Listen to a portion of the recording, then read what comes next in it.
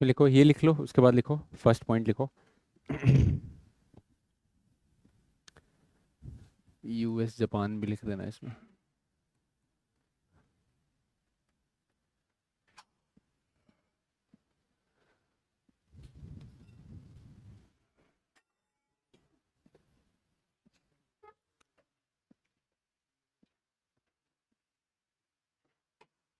लिखो, moderates supported as their duty.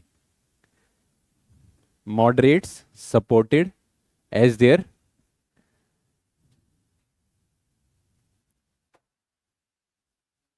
Duty. किस चीज को सपोर्ट किया? ब्रिटिशर्स को फर्स्ट वर्ल्ड वॉर में। ठीक है। सेकंड पॉइंट लिखो, extremists including Tilak, extremists including Tilak supported in the mistaken belief, supported in the mistaken belief that they will be, believe believe that they will be repaid, that they will be repaid या फिर rewarded, कुछ भी लिख सकते हो। ठीक है। और थर्ड लिखना, रेवोल्यूशनरीज डिसाइडेड, रेवोल्यूशनरीज ने क्या डिसाइड किया? Extremist including Tilak supported in the mistaken belief, एक मिनट रुक जा, extremist including Tilak they will be rewarded या फिर रीपेड। ठीक है। और रेवोल्यूशनरीज ने क्या किया, क्या डिसाइड किया? वॉर वेज करेंगे ब्रिटिशर्स के खिलाफ। ठीक है। Revolutionary decided to wage war against, कल बताया था ना आपको ये सब कहानी है सुनते हो वाली, against Britishers, decided to wage war against Britishers. ठीक है। नेक्स्ट हेडिंग दो, home rule league movement.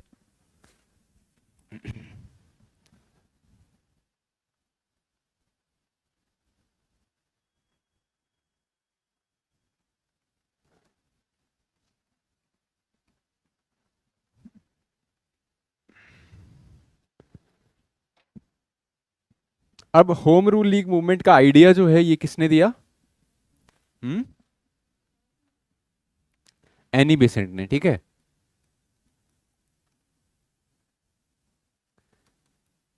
Annie Besant कौन है? एक आयरिश नेशनलिस्ट है, आयरलैंड से। ठीक है। अब ये आयरलैंड जो था ये भी ब्रिटिशर्स के कंट्रोल में हुआ करता था पहले, तो वहां पे भी नेशनलिस्ट मूवमेंट चली थी। इसलिए आयरलैंड के लोग जो थे वो इंडियंस को सपोर्ट करते थे नेशनल मूवमेंट में। तो एनी बेसेंट आयरलैंड से इंडिया में आई थी, और यहाँ पे एक तो थियोसॉफिकल सोसाइटी की मेंबर थी ये। थियोसॉफिकल सोसाइटी बताया था ना मैंने आपको, क्या थी थियोसॉफिकल सोसाइटी? हाँ हाँ, धर्मों में मिस्टिसिज्म को पढ़ते थे जो। ठीक है। तो उस सोसाइटी की मेंबर थी जो, तो इंडियंस के काफी क्लोज आ गई थी ये, मतलब इंडियंस को समझ गई थी अच्छे से कि क्या ये लोग चाहते हैं अच्छे से। तो इसने बोला कि हम क्या करेंगे, अब फर्स्ट वर्ल्ड वॉर के टाइम पे ब्रिटिशर्स को सपोर्ट कर रहे थे मॉडरेट्स भी एक्सट्रीमिस्ट भी, तो कुछ ज्यादा एग्रेसिव मूवमेंट तो ब्रिटिशर्स के खिलाफ नहीं चला सकते हैं, तो हम एक बिल्कुल पीसफुल मूवमेंट चलाएंगे पूरे इंडिया में। और उस मूवमेंट का नाम क्या दिया? Home rule league movement. ठीक है। और इस मूवमेंट का लक्ष्य क्या है कि हमें होम रूल चाहिए। होम रूल मतलब वही सेल्फ रूल। ठीक है। जैसे आयरलैंड में मिला था उनको, वैसा ही होम रूल वो यहां पे भी चाह रहे हैं कि इंडियंस को भी वही होम रूल आप प्रोवाइड करो। ठीक है। तो किसने स्टार्ट किए मूवमेंट? एनी बेसेंट और बाल गंगाधर तिलक ने।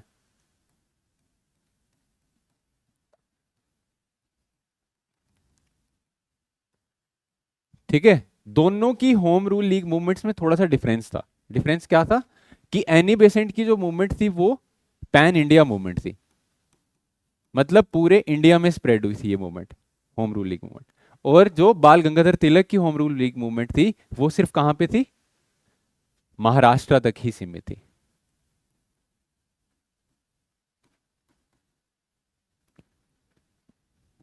ठीक है, हुई कब है ये, एयर कौन सा था, 1916। ठीक है, इसमें लिख लो थोड़ा सा।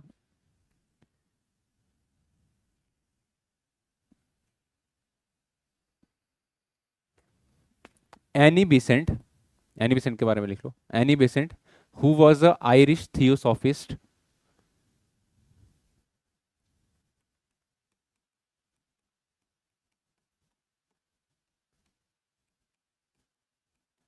who was a Irish theosophist, came to India in 1896. Came to India in 1896. Both Tilak, next point लिखना, both Tilak and Annie Besant, both Tilak and Annie Besant tried to bridge the gap, tried to bridge the gap between moderates and extremists.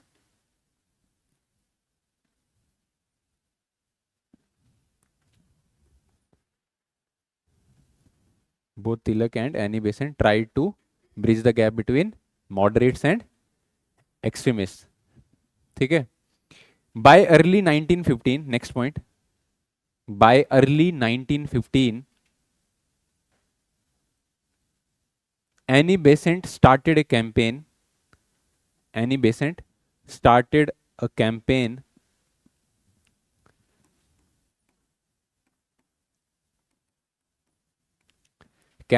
in favor of self rule for Indians. In favor of self rule for Indians.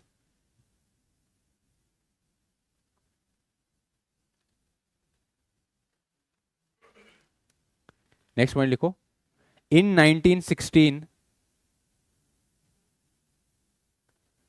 Tilak and Besant, Tilak and Besant formed their separate leagues,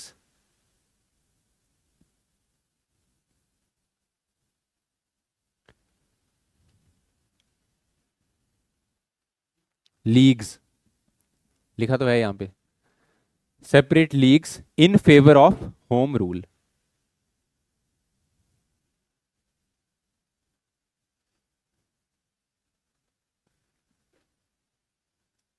ठीक है, उसके बाद ये लिख लो, Annie Besant की जो league थी वो इट वाज पैन इंडिया।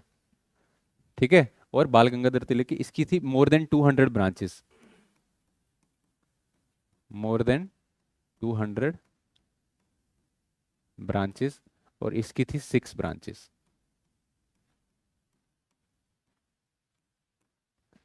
ठीक है, एनी बेसेंट के 2 न्यूज़पेपर्स हैं, कौन कौन से, न्यू इंडिया एंड कॉमनवेल, वो भी याद रखने हैं आपको, कौन कौन से, New India and Commonweal.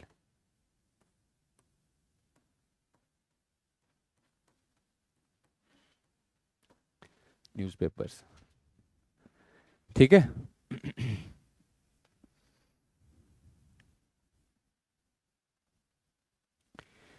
Next heading दो, Lucknow pact 1916। Lucknow pact, Lucknow pact में क्या हुआ था,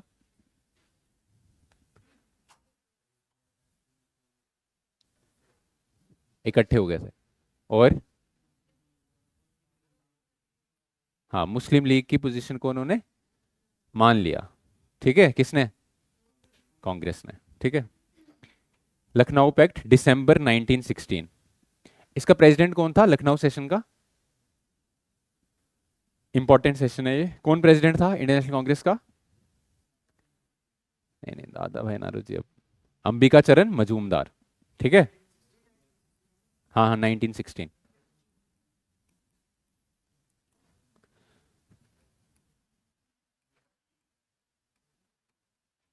Lucknow pact 1916, president of INC, ये अंबिका चरण मजूमदार, मेल है, ठीक है।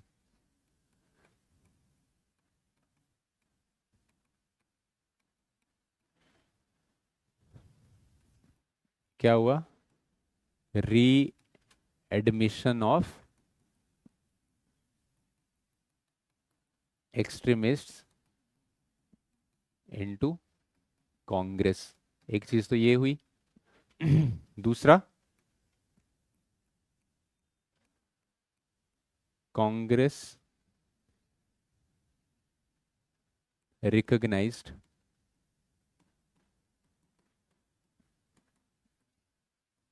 मुस्लिम League and accepted its position on separate electorate, ठीक है।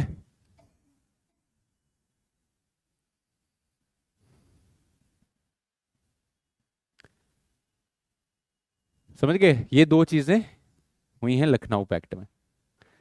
एक तो एक्सट्रीमिस्ट वापस आ गए कांग्रेस में, दूसरा मुस्लिम लीग भी कांग्रेस के साथ आ गई 1916 में।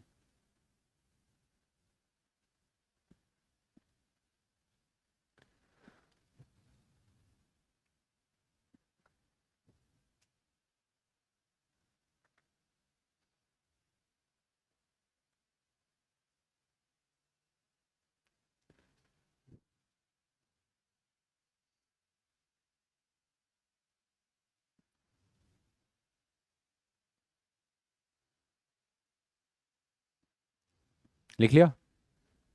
नेक्स्ट हेडिंग लिखो, government of India act of 1919,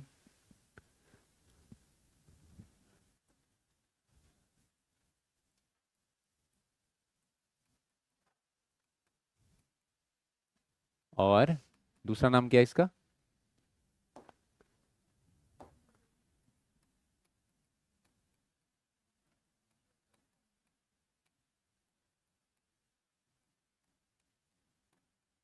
reforms, ठीक है। मॉन्टेगो कौन है?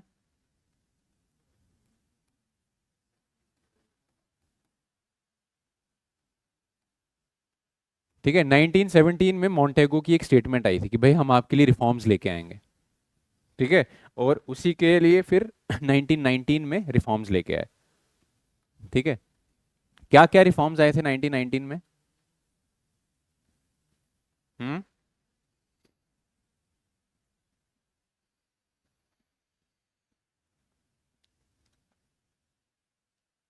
क्या क्या रिफॉर्म्स थे?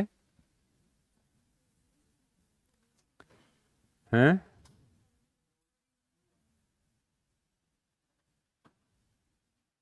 इंट्रोडक्शन ऑफ डायरकी एट, कहां पे? Provincial level. कौन बताएगा ये डायरकी क्या था? हम्म,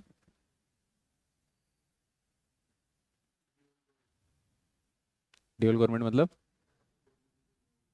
हाँ,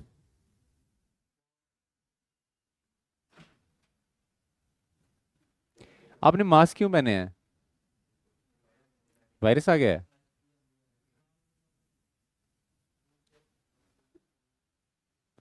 नाइस। बताओ क्या है डायरकी?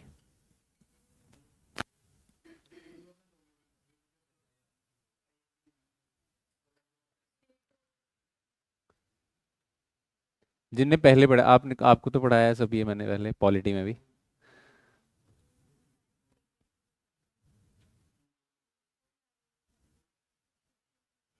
हाँ, सेपरेशन ऑफ पावर्स, क्या किया? नहीं नहीं, वो नहीं। इन्होंने क्या किया, प्रोविंशियल सब्जेक्ट्स को दो हिस्सों में बांटा, ठीक है। मतलब प्रोविंसेस में जो भी कानून बनेंगे उनको दो हिस्सों में बांटा।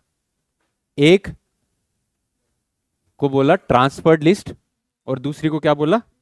Reserved list. ट्रांसफर्ड लिस्ट में जो चीजें होंगी उसके ऊपर मिनिस्टर्स कानून बना सकते हैं, ठीक है। और रिजर्व लिस्ट में जो चीजें होंगी उसमें गवर्नर ही सब डिसीजंस लेगा। तो जो भी इंपॉर्टेंट चीजें थी वो सारी किस में रखी, रिजर्व लिस्ट में, ठीक है। और जो भी ऐसी चीजें थी जहां से पैसा आएगा नहीं, खर्चा होगा सिर्फ, वो चीजें किस में रखी, ट्रांसफर्ड लिस्ट में रखी, मिनिस्टर्स को दी। मिनिस्टर्स मतलब जो कांग्रेस के लोग पावर में हैं, ठीक है। तो कहने को क्या कर रहे हैं, पावर डेवोल्यूशन कर रहे हैं, पावर दे रहे हैं किसको, कांग्रेस को, बट रियल पावर कुछ मिल नहीं रही उनको, ठीक है। तो इन्होंने क्या किया, प्रोविंशियल सब्जेक्ट्स को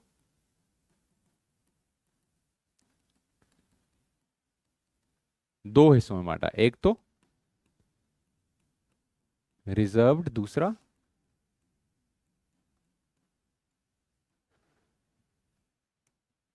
ट्रांसफर्ड, ठीक है। रिजर्व्ड किसके पास रखा, गवर्नर एंड इट्स काउंसिल, और ट्रांसफर्ड मिनिस्ट्रीज के पास, ठीक है। रिजर्व्ड में क्या क्या था, लॉ एंड ऑर्डर किसमें था, रिजर्व्ड में, ठीक है। लैंड, फाइनेंस, रेवेन्यू, इरिगेशन, ये सब किसमें है, रिजर्व्ड में। फिर ट्रांसफर्ड में क्या है, एजुकेशन, हेल्थ, लोकल गवर्नमेंट, ठीक है, एग्रीकल्चर, ये सब किसमें है, ट्रांसफर्ड में, ठीक है। पर कांग्रेस ये बोल रही है कि भाई आपने हमें एजुकेशन सेक्टर दे दिया, हेल्थ सेक्टर दे दिया, फाइनेंस सारा अपने पास रखा है, तो हम करेंगे क्या उसमें फिर, ठीक है। पैसा कितना मिलेगा एजुकेशन सेक्टर को, वो किसके पास है, गवर्नर के पास, ठीक है। और कहने को एजुकेशन सेक्टर दे दिया किसको, कांग्रेस को, ठीक है, मिनिस्ट्रीज को। तो मतलब जो रियल पावर है, अब पुलिस की सारी पावर, लॉ एंड ऑर्डर किसके हाथ में रहा, गवर्नर के हाथ में, ठीक है। तो इसका मतलब जो रियल पावर है अभी किसके पास है, सारी गवर्नर के ही पास है, ठीक है, ब्रिटिशर्स के ही पास है। कहने को सिर्फ थोड़ा थोड़ा पावर डेवोल्यूशन ने किया, ठीक है। तो ये लिख लो, रिजर्व्ड में लिखो law and order, land, finance, law and order, land, finance, revenue,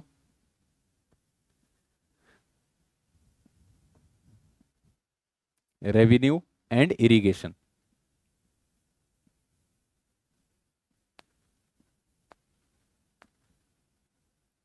transferred में लिखो education, health, education, health, local government, industries and agriculture,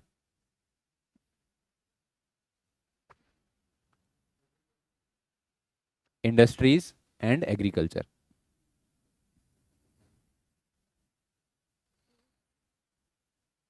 ठीक है। एक और इंपॉर्टेंट चीज क्या हुई 1919 में, डायरेक्ट इलेक्शंस को क्या किया गया,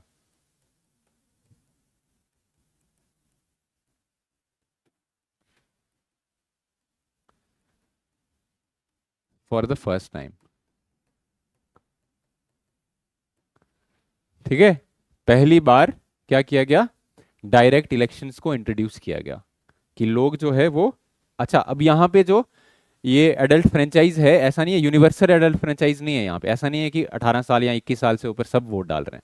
यहाँ पे ब्रिटिशर्स क्वालिफिकेशन डिसाइड करते थे कि भाई ये क्वालिफिकेशन होगी आपकी तो ही आप वोट डाल पाओगे, इतनी आपकी सर्टन इनकम होनी चाहिए, इतनी आपकी एजुकेशनल क्वालिफिकेशन होनी चाहिए, फिर आप वोट डाल सकते हो, ठीक है। तो लिमिटेड फ्रेंचाइज है, ठीक है। फ्रेंचाइज कैसी है, लिमिटेड,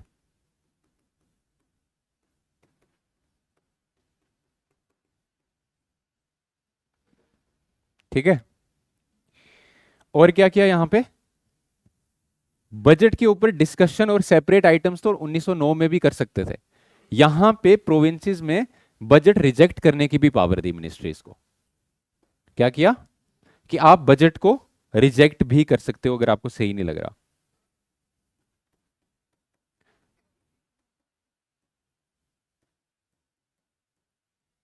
तो मतलब प्रोविंसेस में कहीं ना कहीं थोड़ा बहुत पावर डेवोल्यूशन इन्होंने कर दिया, बट सेंट्रल लेवल पे कोई पावर डेवोल्यूशन अभी तक नहीं हुआ था। सेंट्रल लेवल पे अभी भी इररिस्पॉन्सिबल गवर्नमेंट ही थी, ठीक है। प्रोविंसेस में थोड़ा थोड़ा पावर डेवोल्यूशन करना स्टार्ट कर दिया इन्होंने, ठीक है। ये समझते हो ना, प्रोविंशियल सेंट्रल, ठीक है, सेंट्रल लेवल मतलब, हाँ, जहां से वाइस रॉय रूल कर रहा है। ठीक है, और हर प्रोविंस में क्या होते थे, इनके गवर्नर्स होते थे। जैसे अभी का सिस्टम है, अभी जो प्रेजेंट हमारे देश में जो सिस्टम है गवर्नमेंट का, वो कैसा सिस्टम है, पार्लियामेंट्री फॉर्म ऑफ गवर्नमेंट है ना। तो वहां पे क्या है, सेंटर, एक सेंट्रल गवर्नमेंट होती है, और अलग अलग स्टेट्स में स्टेट गवर्नमेंट्स होती हैं। उस टाइम पे स्टेट्स स्टेट्स को प्रोविंसेस बोला करते थे, तो स्टेट गवर्नमेंट को प्रोविंशियल गवर्नमेंट बोला करते थे।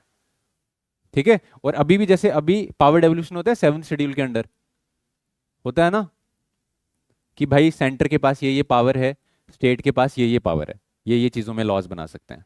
ठीक है, और फिर एक कॉन्करेंट लिस्ट होती है। अभी ऐसा 1919 तक ऐसा सिस्टम नहीं आया है यहाँ पे।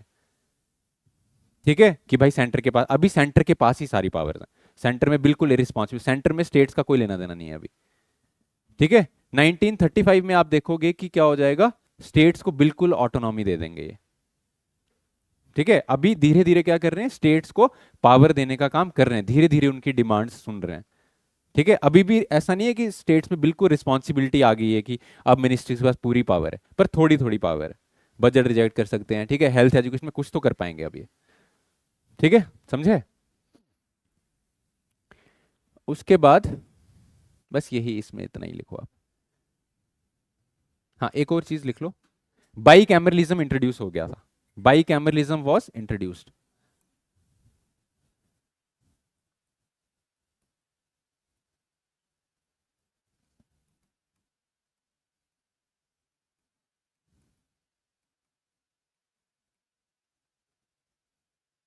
क्या होता है बाई कैमरलिज्म, है, हाँ, जैसे अभी हमारे देश में क्या है, बाई कैमरलिज्म है ना, पार्लियामेंट में दो हाउसेज होते हैं, एक तो अपर हाउस, एक तो लोअर हाउस। ठीक है, दोनों अलग अलग लोगों को रिप्रेजेंट करते हैं। ठीक है, जैसे अपर हाउस स्टेट्स को रिप्रेजेंट करता है, और लोअर हाउस लोगों को रिप्रेजेंट करता है, जनरल पब्लिक को रिप्रेजेंट करता है। तो बाइकैमरलिज्म सबसे पहले इंट्रोड्यूस कब हुआ, 1919 में। ठीक है, 1919 में सबसे पहले इंट्रोड्यूस किया गया। ठीक है, लोअर हाउस और अपर हाउस सेंट्रल लेवल पे।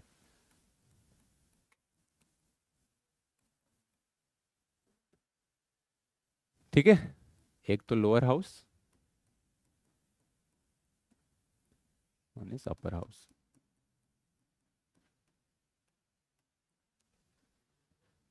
हाँ हाँ, ये तो यूके की सरकार है, ये इधर सरकार किसकी है। ठीक है, यूके, ये सारा सिस्टम जो आप पढ़ रहे हो ये इंडियंस का थोड़ी है, यूके का ही तो है ये। ठीक है।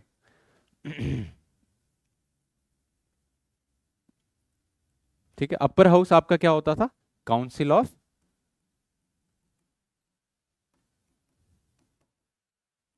स्टेट्स। ठीक है, और lower house, house of people.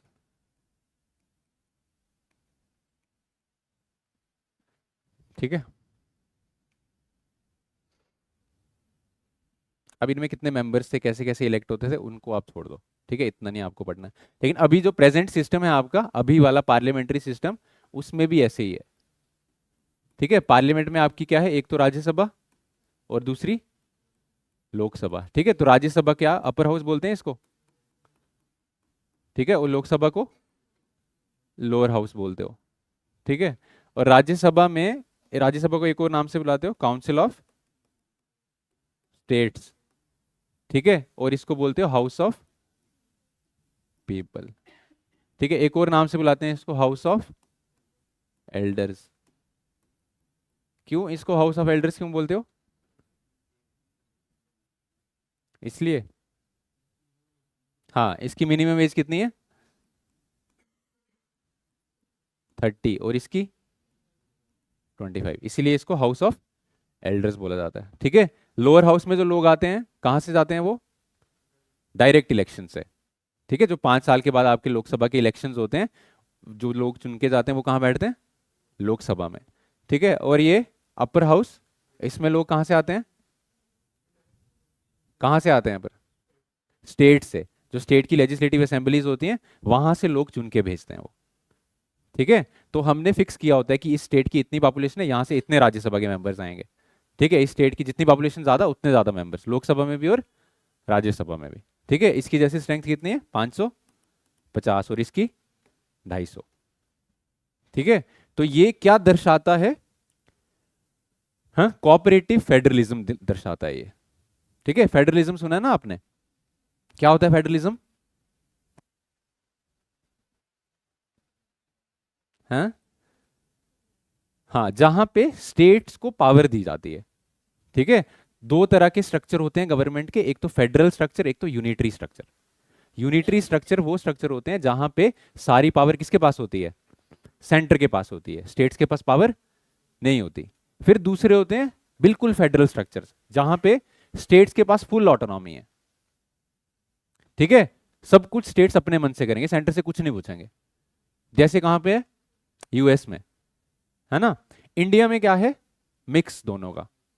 ठीक है, यहां पे कुछ फीचर्स यूनिटरी हैं और कुछ फीचर्स क्या हैं? फेडरल हैं। ठीक है, तो इसलिए इंडिया को बोला जाता है क्वाजी फेडरल, कि इंडिया पूरा फेडरल नहीं है। ऐसा नहीं है कि यहाँ पे स्टेट्स को पूरी पावर दी गई है। ठीक है, जैसे नेशनल इमरजेंसी लग गई तो सारी पावर किसके पास चली जाएगी? सेंटर के पास चली जाएगी। ठीक है, ऐसे ही जैसे इंडिया में ऑल इंडिया सर्विसेज हैं, है ना? यूपीएससी जो अपॉइंट करता है, आईएएस आईपीएस, वो लोग सेंटर अपॉइंट, सेंटर उनको भर्ती करता है और वो स्टेट्स में जाके काम करते हैं। पर ये होते किसके अंडर में है? सेंटर के अंडर में होते हैं। ठीक है, उससे पता लगता है कि सेंटर ज्यादा पावरफुल है हमारे देश में, है ना? ये सारा स्ट्रक्चर हमने कहाँ से लिया है? ये जो ब्रिटिशर्स, अभी ये जो आप एक्ट पढ़ रहे हो, यहाँ पे हमारे देश की आगे गवर्नमेंट कैसे बनेगी ये डिसाइड करेगा। ये जो भी पढ़ रहे हो, 1919 में जो एक्ट आया, 1909 में आया, फिर 1935 में जो आएगा, वो बिल्कुल एक इलेबोरेट कॉन्स्टिट्यूशन होगा। ठीक है, और उसी से हमने अपना स्ट्रक्चरल पार्ट सारा लिया हुआ है कि हमारे देश में कैसी सिस्टम चलेगा, ब्यूरोक्रेसी कैसे काम करेगी, सरकारें कैसे चुनी जाएंगी, वो सब हमने ब्रिटिशर से ही हू बहू कॉपी किया हुआ है। ठीक है, समझे? तो ये सिस्टम बनना 1909 के बाद स्टार्ट हो गया, डिसेंट्रलाइजेशन स्टार्ट हो। अच्छा, सेंट्रलाइजेशन कब स्टार्ट हुई हमारे देश में? सेंट्रलाइजेशन और डिसेंट्रलाइजेशन का क्या मतलब है? सेंट्रलाइजेशन मतलब सेंटर के पास ज्यादा पावर आ रही है, और डिसेंट्रलाइजेशन का क्या मतलब है? कि स्टेट्स के पास पावर जा रही है। तो सेंट्रलाइजेशन कब स्टार्ट हुई थी? 1773 में। मैंने 1773 का रेगुलेटिंग एक्ट आपको बताया था ना, जब पहली बार ब्रिटिश पार्लियामेंट ने इंटरफेयर किया किसके साथ? ब्रिटिश ईस्ट इंडिया कंपनी के साथ, है ना? और उन्होंने बोला कि बंगाल का जो गवर्नर है वो क्या होगा? सुपीरियर होगा किससे? ये मद्रास और बॉम्बे के गवर्नर से। मद्रास और बॉम्बे के गवर्नर उसके सबॉर्डिनेट होंगे। तो अब ये क्या हो रहा है? सेंट्रलाइजेशन, मतलब पावर को एक जगह पे कंसोलिडेट करने की कोशिश की जा रही है। ठीक है, और ये सेंट्रलाइजेशन पीक पे कब पहुंची? 1833 में, जब गवर्नर ऑफ बंगाल को गवर्नर जनरल ऑफ इंडिया बना दिया गया। ठीक है, जब पूरे इंडिया का एक ही गवर्नर होगा, उसी के अंडर सारे गवर्नर हैं, तो सेंट्रलाइजेशन पीक पे पहुंच गई। फिर डिसेंट्रलाइजेशन कब स्टार्ट हुई? 1858 में एक्ट ऑफ गुड गवर्नेंस आया, डिसेंट्रलाइजेशन स्टार्ट होती है उसके बाद।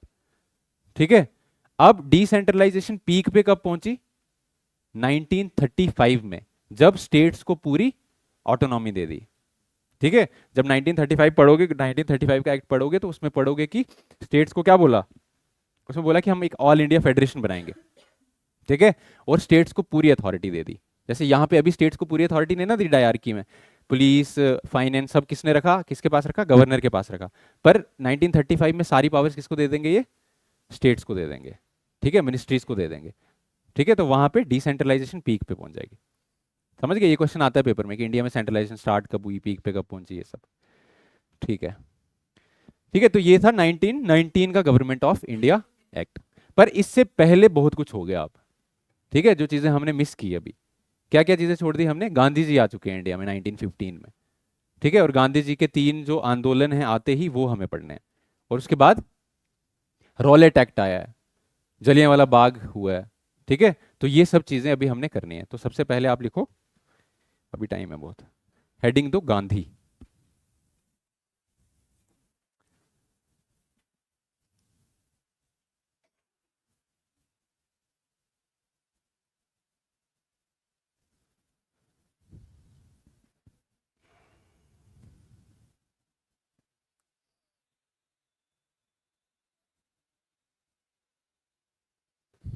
गांधी जी के बारे में तो बचपन से पढ़ते आए हो, है ना? बताओ भाई, क्या क्या जानते हो गांधी जी के बारे में? पूरा नाम? कब जन्म हुआ था गांधी जी का? 2 अक्टूबर 1869 में। कहाँ पे? पोरबंदर, गुजरात। ठीक है, काठियावाड़ रीजन में। हाँ, 5-4 थे। ठीक है, पुतली भाई। ठीक है, इनके फादर क्या करते थे? नहीं नहीं, चरखा तो इन्होंने चलाना स्टार्ट किया। चरखा चलाना बहुत इंपॉर्टेंट चीज है इंडियन फ्रीडम स्ट्रगल में, उसको आप मजाक मत समझो। ठीक है, चरखा वॉज ए सिंबल ऑफ, किसका सिंबल था चरखा? हम्म, फ्लैग में है, पर चरखा किस चीज का सिंबल था? हैं? हाँ, चरखा मतलब आपको स्वावलंबी बनाता है। स्वावलंबी समझते हो? कि आप किसी पे डिपेंडेंट नहीं हो। ठीक है, हाँ, आप अपना काम खुद कर सकते हो, आपको जरूरत नहीं है ब्रिटिशर्स की। ठीक है, तो जो जो लोग चरखा, गांधी जी ने, अब चरखे का मतलब ये नहीं है, चरखे का मतलब ये है कि भाई आप स्वदेशी चीजों का यूज करो। ठीक है, हाँ, चरखे पैसे नहीं कमा सकते, बट खुद की नीड्स फुलफिल कर सकते हो आप। ठीक है, आपको क्यों ब्रिटिश कपड़े पहनने हैं? आप अपना चरखा चलाओ और अपने कपड़े बनाओ। ठीक है, खुद पहनो। तो गांधी जी ने ये आइडिया लोगों को दिया। अच्छा, अच्छा, और बताओ गांधी जी के बारे में। इनके फादर क्या करते थे? किसान नहीं थे, गांधी जी के फादर दीवान थे। ठीक है, कहाँ के दीवान थे? दीवान मतलब मिनिस्टर। ठीक है, जो काठियावाड़ की स्टेट थी वहां पे वो दीवान थे, मतलब अच्छी फैमिली से थे। गांधी जी कोई गरीब घर से नहीं थे। ठीक है, अफ्रीका नहीं, इंग्लैंड गए थे पहले लॉ पढ़ने, अफ्रीका तो फिर बाद में गए केस लड़ने। ठीक है, अब अफ्रीका जाके ही गांधी जी, जो गांधी जी बने हैं, जिनको आप इतनी रिस्पेक्ट करते हो, वो बेसिकली उस गांधी की फॉर्मेशन अफ्रीका में हुई है। ठीक है, तो यहां से जब लॉ पढ़ के वापस आए, तो यहां से किसी एक मर्चेंट का केस लड़ने अफ्रीका गए। अफ्रीका में भी उस टाइम पे क्या होता था, ब्रिटिश कॉलोनीज होती थी। ठीक है, और अफ्रीका में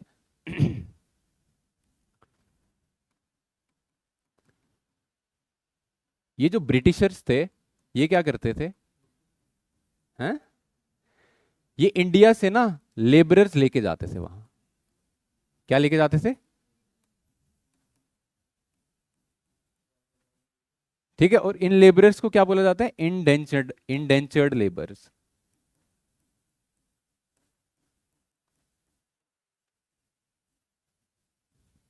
ठीक है, जो इंडिया से काम करने कहाँ जाते थे?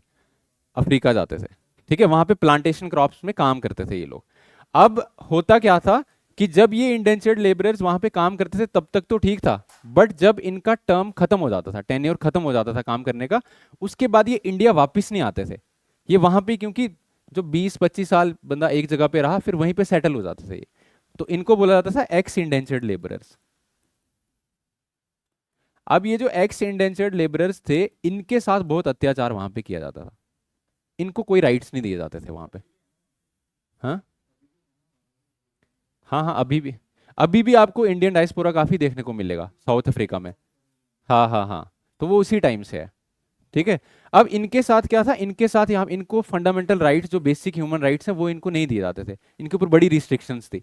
ठीक है, जैसे ये एक जगह से दूसरी जगह फ्रीली मूव नहीं कर पाएंगे। अगर इनको शादी करनी है तो इनको क्रिश्चियन जो मेथड्स हैं उनके हिसाब से शादी करनी पड़ती थी। हिंदू कस्टम से ये शादी नहीं कर सकते थे, अगर करते थे तो उस शादी की मान्यता नहीं देते थे इनको। ठीक है, इनके ऊपर पोल टैक्स लगाया जाता था। ठीक है, क्योंकि ये इंडियन लेबरर्स हैं। तो ये सब अत्याचार, गांधी जी गए तो वहां पे अपना केस लड़ने थे, बट वहां पे जाके उन्होंने देखा कि ब्रिटिशर्स जो हैं, वो यहाँ पे जो लोग हैं, खास करके इंडियन लोग जो हैं, उनके साथ बहुत अत्याचार कर रहे हैं। ठीक है, तो गांधी जी ने वहां पे इनके राइट्स के लिए, इन लेबरर्स के राइट के लिए लड़ना स्टार्ट किया ब्रिटिशर्स के साथ।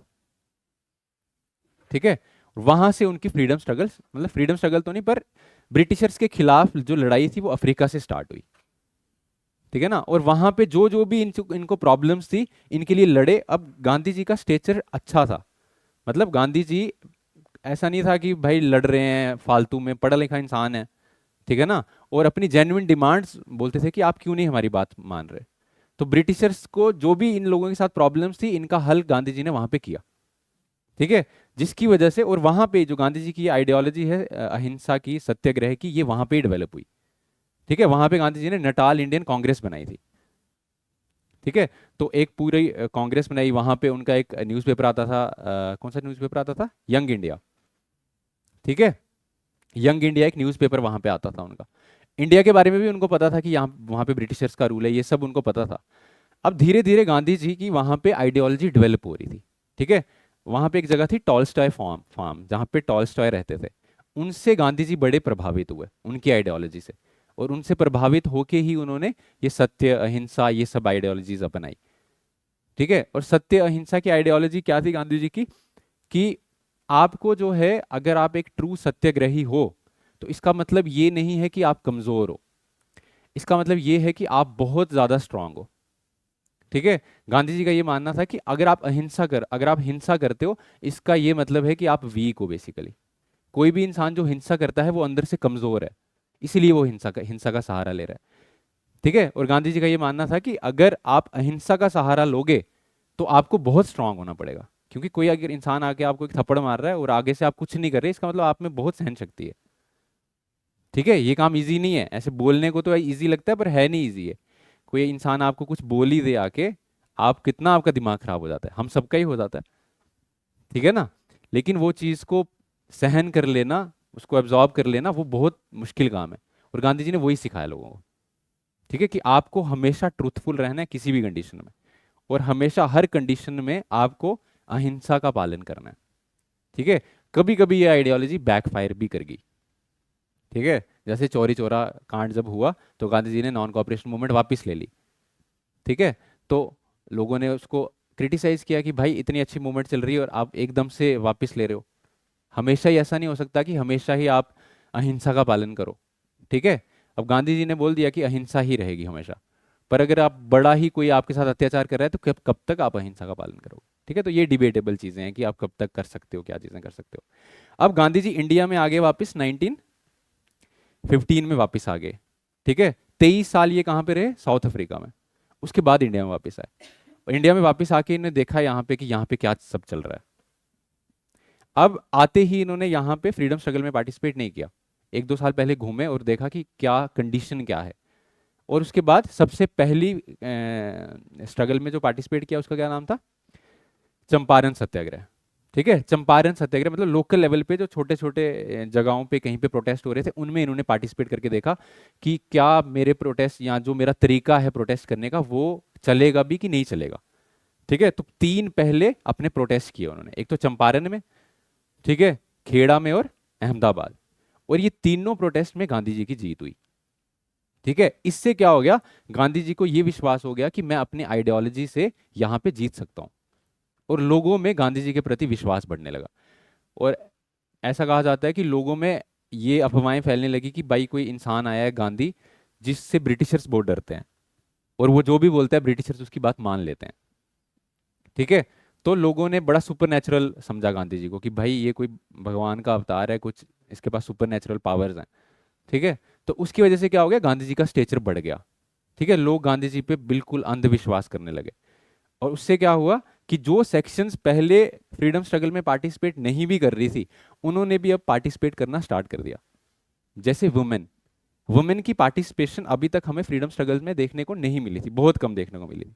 स्वदेशी एंड बाइकॉट मूवमेंट में वुमेन की पार्टिसिपेशन बहुत कम है, मुस्लिम्स की पार्टिसिपेशन बहुत कम है। बट गांधी जी के आने के बाद वुमेन की पार्टिसिपेशन हमें ज्यादा देखने को मिलेगी। क्यों, क्योंकि अब उनको एक ऐसा लीडर मिल गया है जो सबको साथ में लेके चलता है। ठीक है, तो वुमेन की पार्टिसिपेशन और सब सेक्शंस की पार्टिसिपेशन। ठीक है, लोअर कास्ट की पार्टिसिपेशन देखने को मिलेगी आपको, वर्कर्स की पार्टिसिपेशन देखने को मिलेगी, पीजेंट्स की पार्टिसिपेशन देखने को मिलेगी। ठीक है, मुस्लिम्स की पार्टिसिपेशन भी हाँ आपको नॉन कॉपरेशन मूवमेंट में देखने को मिलेगी। ठीक है, तो पहले गांधी जी के बारे में थोड़ा सा लिखो।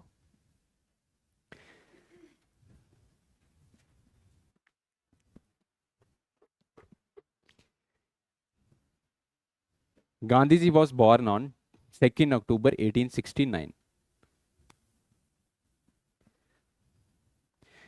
Gandhi ji was born on 2 October 1869 in Porbandar.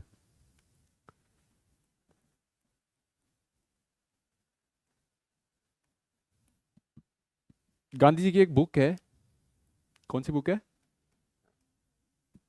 My experiments with truth.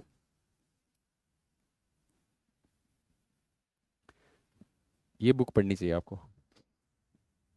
In Porbandar,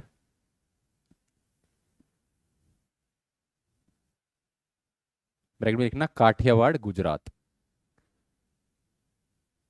Kathiawar Gujarat.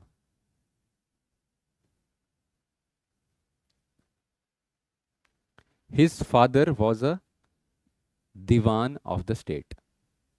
His father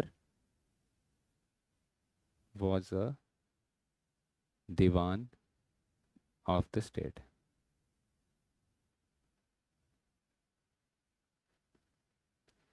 He studied law in England. He studied law in England.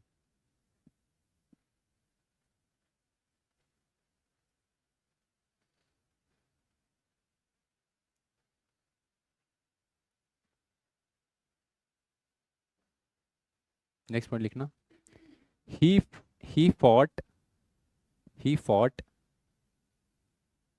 for the right of Indian workers, for the rights of Indian workers in South Africa.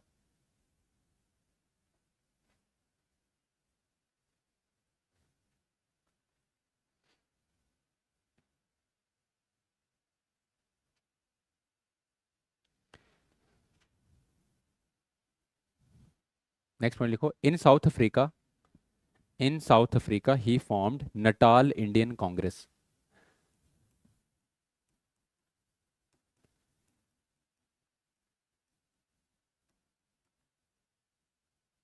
और इनका newspaper young India नहीं है, Indian opinion है, ठीक है।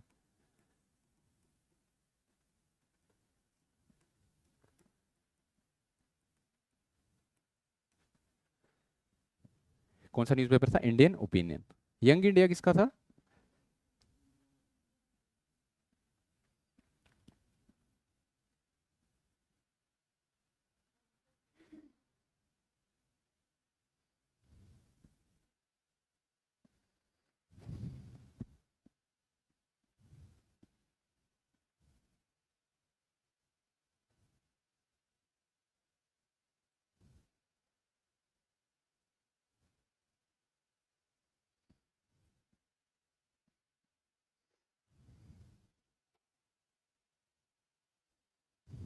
अच्छा, India में था इनका यंग इंडिया, ठीक है। लिख लिया।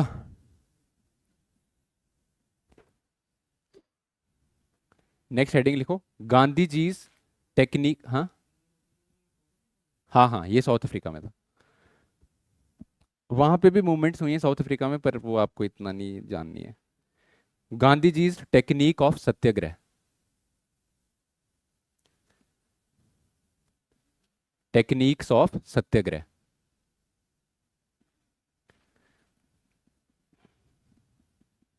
इसमें लिखो first point, it was based on truth and non violence. It was based on truth and violence नहीं, non violence.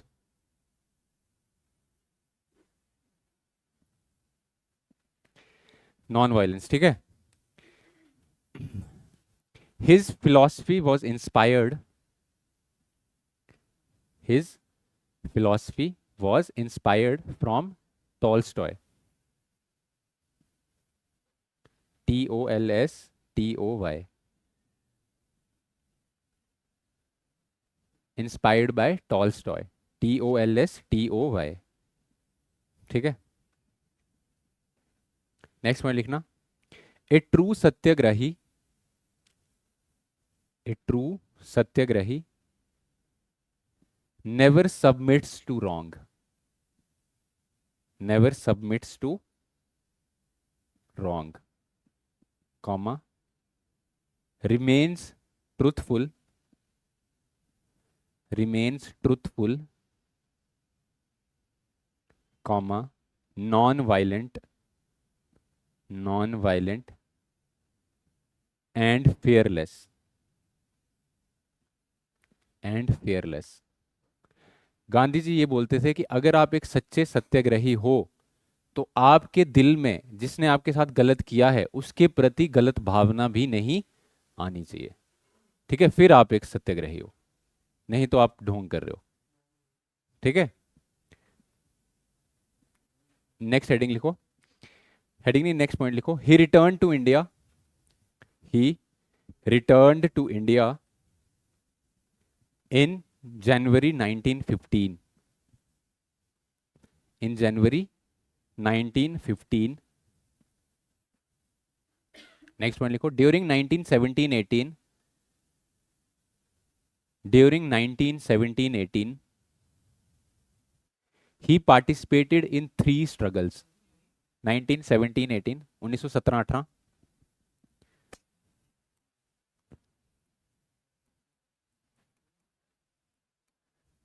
During 1917-18 he participated in three struggles.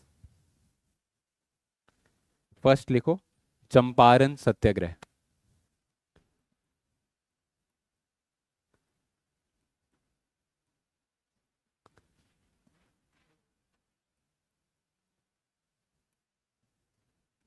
Second Ahmedabad mill strike.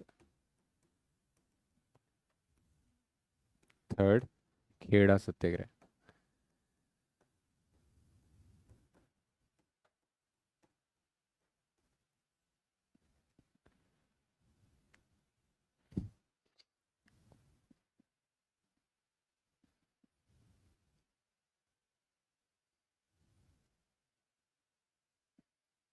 ठीक है, चंपारण कहाँ पे है?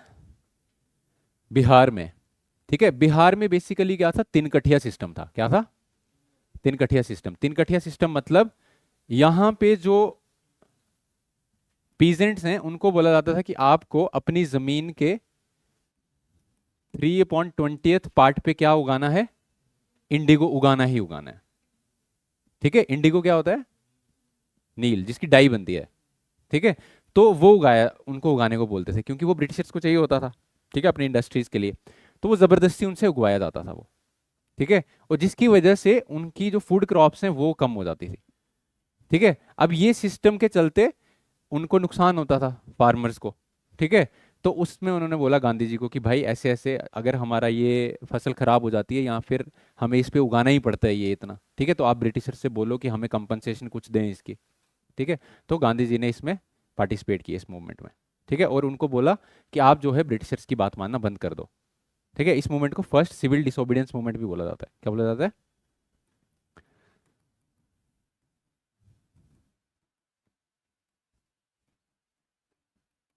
फर्स्ट सिविल डिसोबीडियंस मूवमेंट कब हुई थी? 1917 में। ठीक है, कहाँ पे? बिहार में। Against Tinkathia system. बस ये इतना सा लिखना।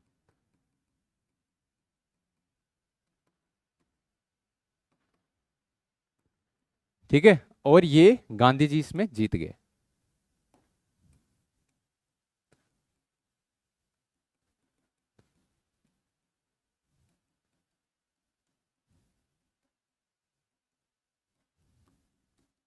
ठीक है, तो पहली स्ट्रगल गांधी जी जीत गए। ब्रिटिशर्स ने बोला कि ठीक है, हम 25% जो पैसे हैं वो क्या कर देंगे? कंपनसेट कर देंगे। ठीक है, जिसमें आप इंडिगो उगा रहे हो, ज्यादा आपको इंडिगो उगाना पड़ रहा है, उसमें हम कंपनसेशन कर देंगे आपको। तो फर्स्ट स्ट्रगल क्या हो गई? जीत गए गांधी जी। ठीक है, दूसरी स्ट्रगल कहाँ पे हुई? अहमदाबाद में। अहमदाबाद में जो मिल ओनर्स थे वो वर्कर्स को प्लेग बोनस देने से मना कर रहे थे। ठीक है, कि जब प्लेग फैला होता था उस टाइम पे वर्कर्स जो बोलते थे कि हमें बोनस दो, तो वो देने से मना कर रहे थे। ठीक है, अब गांधी जी ने इंटरवीन किया। वो 50% सैलरी हाइक मांग रहे थे बेसिकली। ठीक है, और मिल ओनर्स उनको 20% देने को तैयार थे। तो ये जो मिल के वर्कर्स थे उनके लीडर गांधी जी के पास नहीं गए, जो मिल ओनर थे उसकी बहन के पास गए, अनुसुईया बेन जिसका नाम था। अब अनुसुईया बेन गांधी जी को अच्छे से जानती थी। वो गांधी जी के पास गई कि ऐसे ऐसे, और जो मिल ओनर था वो भी गांधी जी का दोस्त ही था। ठीक है, तो गांधी जी वहां पे गए और उन्होंने एक स्ट्रगल की, हंगर स्ट्राइक की बेसिकली। ठीक है, फर्स्ट हंगर स्ट्राइक जिसको हम बोलते हैं। तो मिल ओनर्स ने बोला ठीक है हम 35% सैलरी हाइक कर देंगे इनकी। ठीक है, तो दूसरी स्ट्रगल भी जीत गए।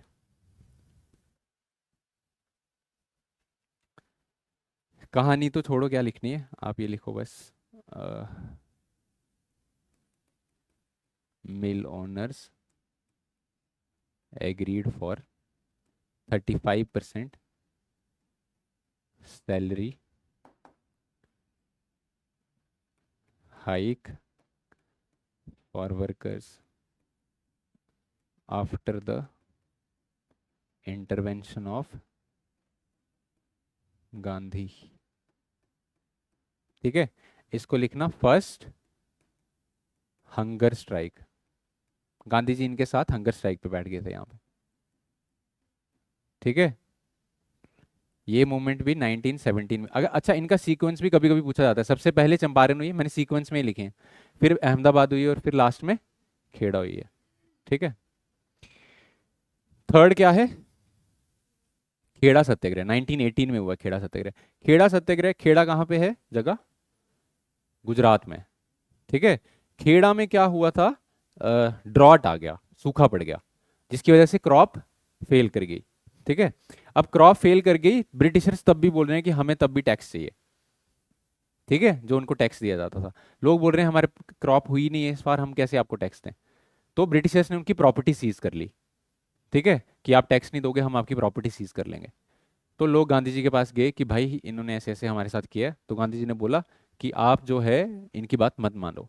पहली नॉन कॉपरेशन मूवमेंट चलाई गई। कौन सी movement? First non cooperation movement. ठीक है, और उसके बाद गवर्नमेंट ने बोला कि ठीक है, हम 1 साल का टैक्स आपका सस्पेंड कर देंगे और आपकी प्रॉपर्टीज भी आपको वापस कर देंगे। ठीक है,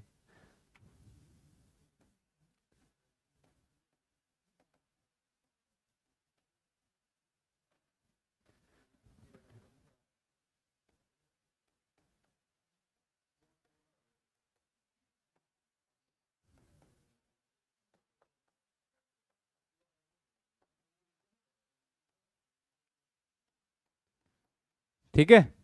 तो तीनों स्ट्रगल्स में गांधी जी की क्या होती है? जीत होती है।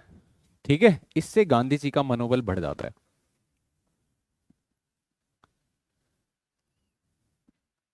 समझ गए? अब इसके बाद क्या होता है? ब्रिटिशर्स लेके आते हैं रॉलेट एक्ट। 1917 में ब्रिटिशर्स प्रॉमिस करते हैं आपके लिए रिफॉर्म्स लेके आएंगे, और 1919 में रॉलेट एक्ट लेके आते हैं। ठीक है, रॉलेट एक्ट मैंने आपको बताया था, जिसमें कोई भी इंसान अगर ब्रिटिशर्स के खिलाफ कोई भी चीज बोल रहा है तो उसको बिना ट्रायल के 2 साल की जेल हो जाती थी। ठीक है, अब गांधी जी ने बोला कि नहीं, ऐसा तो नहीं आप कर सकते, ये तो ह्यूमन राइट्स के खिलाफ है। तो एंटी रॉलेट सत्याग्रह चलाते हैं गांधी जी। ठीक है, इसके अगेंस्ट। पर अप्रैल 1919 में ही क्या हो जाता है? जलियांवाला बाग मैसेकेयर हो जाता है। ठीक है, चलो वो अब कल लिखेंगे। हाँ, कहाँ चुप रहते हैं? गांधी जी अपना केसरी हिंद का टाइटल वापस कर देते हैं। हाँ हाँ, 1918 में। हाँ, गांधी जी को मारा क्यों था? अ,